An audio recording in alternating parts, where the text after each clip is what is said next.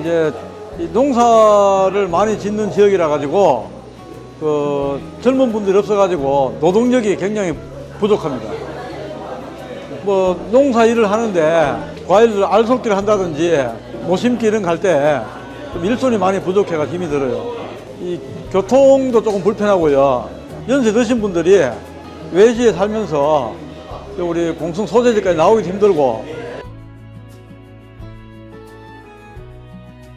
또 한 가지는 지금 청년 유입이 많이 되지 않고 있습니다. 왜냐하면 지금 농촌 지역이다 보니 또 우리 부모 세대분들께서는 아직 자녀들에게 물려주려고 하는 마인드를 조금 넓게 하셔야 되는데 아직은 때가 아니다라고 말씀하시는 것들이 많이 있으니 이제는 조금 밑에 세대를 제2세대가 이제 농업을 기반으로 할 수 있는 거를 좀 터전을 잡고 또 기업체가 들어오면 기업체와 함께 연계해서 할 수 있는 방안을 모색했으면 좋겠다는 의견이 있습니다.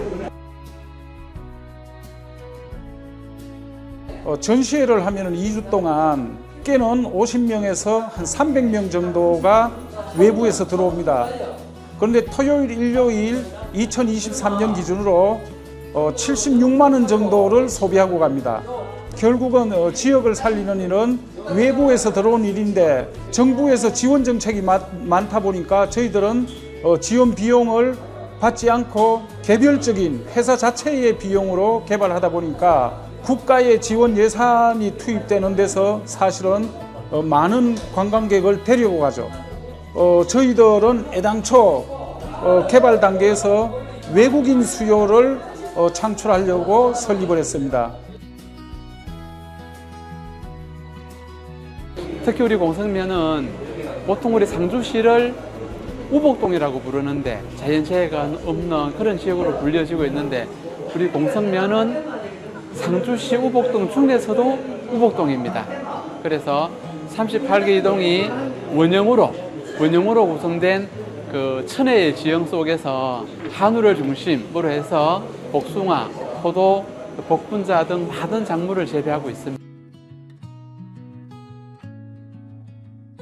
오늘 이렇게 기관장님들 또 공성에 나름대로 관심 있는 분들이 오셔가지고 여러 가지 문제점을 제시를 해 주시기 때문에 아마 의정 활동하는데도 대단히 도움이 많이 될까 그렇게 기대를 하고 있습니다. 그래서 왔고요. 사실 저는 상주 공간이 오늘 처음이고 잘 모르는 지역이에요. 그래서 왜 철저하게 외국인 시선으로 제가 다 볼 수 있을 것 같아서 그런 걸 좀 이해해 주시고 수학 분석 하겠습니다. 공성면은 상주 공성면 주변에 세종구리 등 큰 도시가 있어서 관광객 유입이 증가될 수 있다는 점이 강조될 것 같습니다. 자연 경관이 뛰어나고 관광 자원으로서의 매력이 또 있는 것 같고, 그다음에 18세기 유적 공성부금이나 전통 가옥 등이 있어서 이런 역사 문화적인 가치가 더 높은 것으로 알고 있습니다. 그런데 약점으로는 솔직히 상주라고 하면은 국감 말고는 특색 있는 특산물이나 그런 관광지가 떠오르지가 않습니다. 그래서 이런 것들이 약점이 될 것 같고, 특히 외부에서 상주를 오기가 굉장히 좀 취약한 부분도 있는 것 같습니다.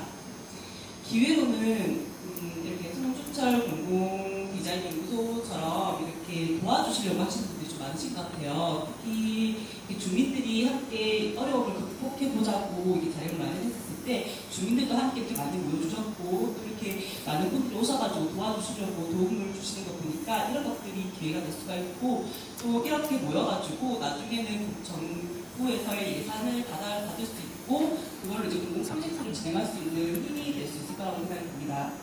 그리고 위협으로는 인근의 예천, 안동, 문경 같은 자연경관이 뛰어나고 전통적인 가치가 있는 그런 지역이 많아요. 그래서 이거를 어떻게 상주만의 특색 있는 곳으로 발전을 시킬 건지는 이런 거는 좀 더 논의를 해봐야 될 것 같습니다. 이상입니다.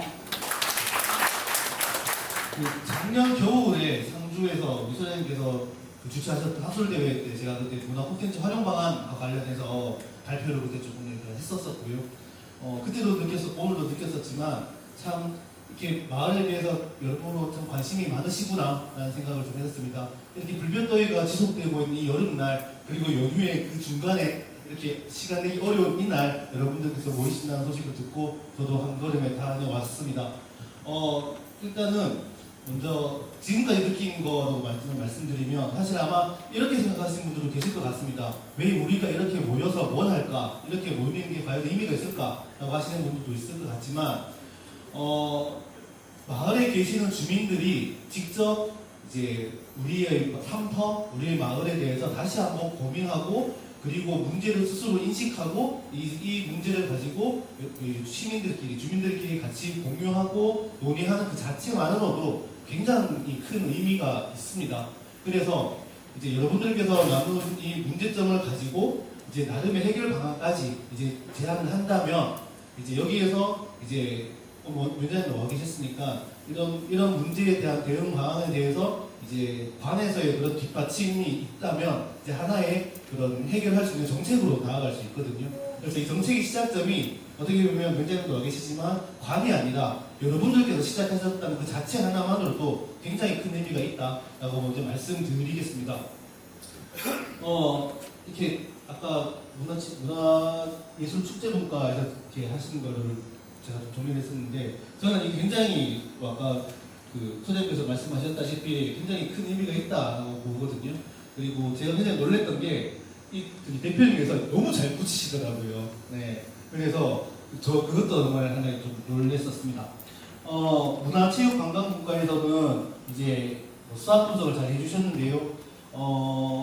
다양한 인적 자원이 있다라는 부분, 그리고 지역적 접근성이 좋다라는 부분, 그리고 거버넌스가 만들어져 있다는 부분, 그리고 유동수단의 한계가 있다는 유동수단 한계, 대표 축제가 없다는 부분. 그래서 아무래도 아마 이 분과 모임의 큰 의도가 새로운 문화 콘텐츠를 발굴하고 육성하는 그 의미가 있지 않을까라고 생각이 듭니다. 그래서 문화 콘텐츠도 다양한 유형이 있는데 아무래도 조금 축제라든지 이런 것들을 통해서 이제 아마 좀 새로운 그런 지역 경제 활성화를 조금 하는 게 아닐까라고 좀 생각이 되거든요. 사실 인구 문제는 사실 어쩔 수 없습니다. 왜냐하면 우리나라 인구가 2020년부터 줄기 시작했었어요. 그리고 우리나라에서 예상하는 시기보다 더 빨리 지금 시작이 됐었거든요. 그래서 제가 근무하고 있는 세종특별자치시도 지금 39만 5천만 명의 인구가 있는데 최근 5년간 인구가 1만 명밖에 늘지 않았습니다. 원래 지금 인구는 원래 도시계획상은 47만, 48만이 나와야 되는데 그 세종시 자체도 인구가 늘지 않고 있다는 거죠. 그래서 우리나라의 그런 저출산 요 문제가 굉장히 좀 심화되고 있는 상황에서 그것을 이제 극복할 수 있는 것은 하나의 생활인구, 하나의 콘텐츠로서 관계인구라고도 하거든요. 그래서 그런 부분들에 대해서 얘기를 해준 것 같습니다. 이렇게 여러 부분으로 잘 일단 해주셨고, 그리고 그 콘텐츠 이제 발굴에 대해서는 저는 막 지역에 있는 그런 자원들도 한번 지역의 자원들도 한번 같이 고민해보는 것도 좋겠지만 바로 상주 옆 동네 김천 작년 10월달에 대박인 축제가 하나 있었습니다. 김천 김밥축제거든요. 김천 김밥축제. 거기 어쨌든 왜 김밥축제를 김천에서 했을까요? 그러니까 지금 계신 분들은 모를 수도 있겠습니다. 근데 저 밑에 세대들, 그러니까 30대 초반부터 밑에 세대들은 김천이라고 하면 김밥 천국을 이제 생각한다고 합니다. 야, 우리 김천 가자고 하면 김밥 천국 가서 김밥 먹고 라면 먹자라는 대학생들의 요즘 은어라고 합니다. 그래서 그걸로 인해서 그러면 김천에서 김밥 축제를 해버렸던 겁니다. 김천에 13만 인구가 있었는데 김밥 안주를 싸놓고 대기를 했었거든요. 이틀 동안 10만 명이 왔습니다. 그래서 엄청나게 대박을 쳤고, 그래서 그런 발상 자체가 그 좀 아이디어 창의적인 그런 것들이기 때문에 상주가 가지고 있는 것도 중요하지만 새로운 아이디어를 적용해보는 것도 굉장히 중요하다는 말씀을 먼저 좀 드리겠습니다. 나머지 분과는 계속해서 말씀드릴 수 있도록 하겠습니다. 고맙습니다.